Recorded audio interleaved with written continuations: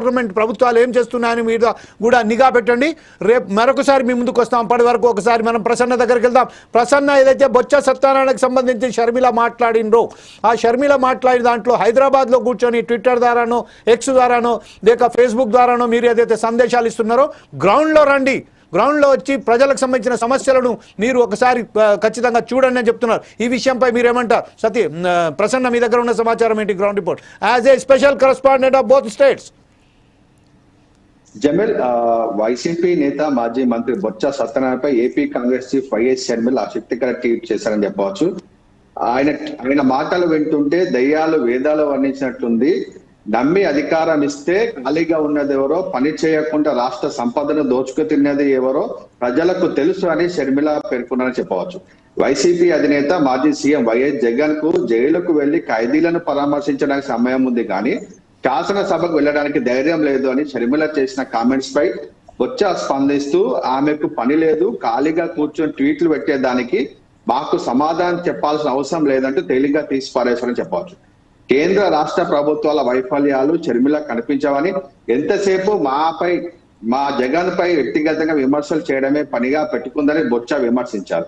దీనికి ఏపీ కాంగ్రెస్ అధ్యక్షులు షర్మిల ఘాటుగా రిప్లై ఇచ్చిందని చెప్పవచ్చు.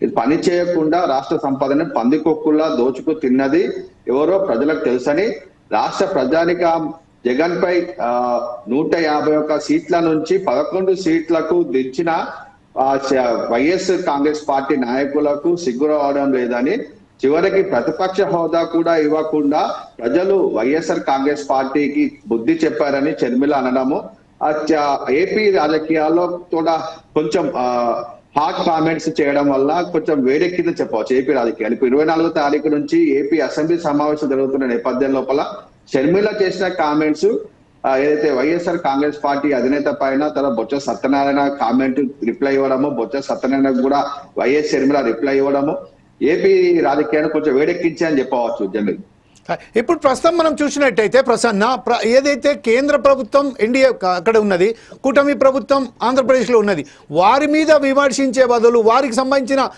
వారికి ఏదైతే బెనిఫిట్స్ ఉన్నాయో, రావాల్సిన బెనిఫిట్స్ ఉన్నాయో దాని విషయంపై మాట్లాడే బదులు కేవలం ఒక వైఎస్ఆర్సీపీకి సంబంధించిన అధినేత సొంత తమ్ముడు అయితే రాజకీయాలలో అన్న తమ్ముడు చక్కా చెల్లెలు ఎవ్వరు లేరు, దీనికి అతీతంగా వీళ్ళు వెళ్తున్నారు. కాబట్టి ప్రస్తుతం ఏదైతే ఉన్నదో షర్మిల కేవలం జగన్ను బొత్స సత్యనారాయణ టార్గెట్ చేయడంలో అంతర్యమేమిటి?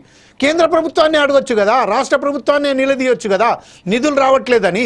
ఈ విషయంపై జగన్ మీద పడడం వల్ల ఎంతవరకు ప్రజలు ఏమనుకుంటారు? ఇంకొక విషయం ఏంటంటే 40% of votes Jagan has gain and 42% of votes Chandrababu Naidu కూటమి. అంటే గతంలో కూడా జగన్ ఈ విషయం లేవనెత్తారు. ఈరోజు కూడా ఇతను వేరే చోటికి వెళ్తున్నట్టుగా కూడా సమాచారం ఉంది.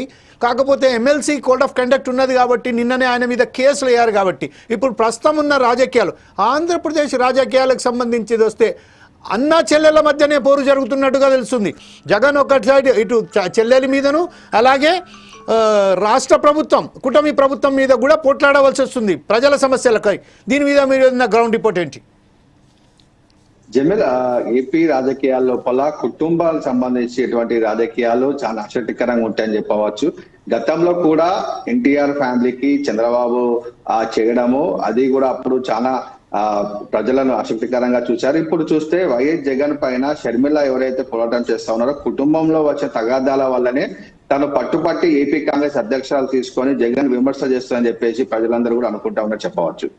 ఏపీ లోపల ఏపీ కాంగ్రెస్ అనేది అక్కడ పూర్తిగా తుడిచిపెట్టుకపోయినటువంటి సమయం లోపల వైఎస్ షర్మిలకు అక్కడ అధ్యక్షురాల పదవి ఇవ్వడం అనేది వైఎస్ జగన్ టార్గెట్ చేసుకునే ఇచ్చారని చెప్పేసి మనము చెప్పవచ్చు. జమీల్, అయితే ఆ కుటుంబం లోపల ఆస్తి తగాదాలు ఉన్నాయో, తర్వాత తనకు రాజకీయంగా ఇబ్బందికర పరిస్థితులు పెట్టాడని చెప్పేసి జగన్ పైన అయితే షర్మిల కక్ష పెట్టుకుందో దాని పర్యవసానమే ఇప్పుడు వైఎస్ జగన్ పైన ఆ మూలిగే నక్క పైన తాటిపండు పడ్డట్టు అయితే 11 స్థానాలకు పరిమితమైనటువంటి వైఎస్ఆర్ కాంగ్రెస్ ని షర్మిల ప్రతి క్షణము కూడా ఒక పక్క నుంచి పొడుస్తున్నట్టు అనిపిస్తా ఉన్నది. జమీల్, యాక్చువల్ గా షర్మిల అధికారంలో ఉన్నటువంటి కూటమి ప్రభుత్వం కానివ్వండి, కేంద్రంలో ఉన్న బీజేపీ ప్రభుత్వం పైన విమర్శలు చేయాల్సి ఉండగా అది చేయకుండా కేవలము జగన్ పైన టార్గెట్ చేయడం అనేది ఆ కుటుంబ కలహాలను రాజకీయంలోకి తీసుకొస్తున్నట్లుగా అనిపిస్తా ఉంది.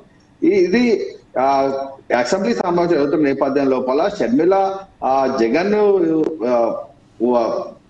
జగన్ పేరు తీస్తూ అసెంబ్లీ సమావేశాలకు వెళ్లకుండా అధికార పక్షాన్ని ప్రశ్నించకుండా మీరు ఇక్కడ వెళ్ళకపోవడం అనేది ప్రజలకు మీరు తప్పు చేస్తా ఉన్నారు, ప్రజల యొక్క సమయాన్ని వృధా చేస్తా ఉన్నారు, వారి డబ్బులు ఎవరైతే అసెంబ్లీ సమావేశాలకు నిర్వహించడానికి ఖర్చు చేస్తా ఉన్నారో ప్రజాధనం దుర్వినియోగం అవుతా ఉన్నారని చెప్పేసి షర్మిల అనడం కూడా ఒక అంత కరెక్ట్ గానే ఉంది. ఎందుకంటే కాంగ్రెస్ పార్టీకి అక్కడ ఒక్క ఎమ్మెల్యే కూడా లేడు కాబట్టి ప్రతిపక్షంలో ఉన్నటువంటి వైఎస్ జగనే వెళ్లి అక్కడ అధికార పక్షాన్ని అసెంబ్లీలో ప్రశ్నించాల్సి ఉంది. కాబట్టి మీరు వెళ్ళడం లేదు, మీరు వెళ్ళకపోవడం వల్ల ప్రజాధనం దుర్వినియోగం అవుతుందని చెప్పి షర్మిల అనడం కూడా షర్మిల వైపు చూసుకుంటే అది కరెక్ట్ గానే ఉందని చెప్పవచ్చు.